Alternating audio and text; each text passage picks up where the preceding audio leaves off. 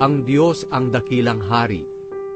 Ang buong mundo at ang lahat ng naririto ay pag-aari ng Panginoon. Itinayo niya ang pundasyon ng mundo sa kailaliman ng dagat.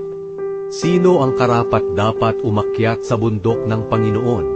At sino ang maaaring tumungtong sa kanyang banal na templo?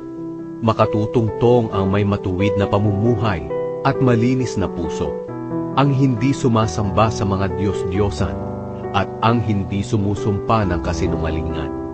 Pagpapalain siya at ipapawalang sala ng Panginoon, ang Diyos na kaniyang tagapagligtas.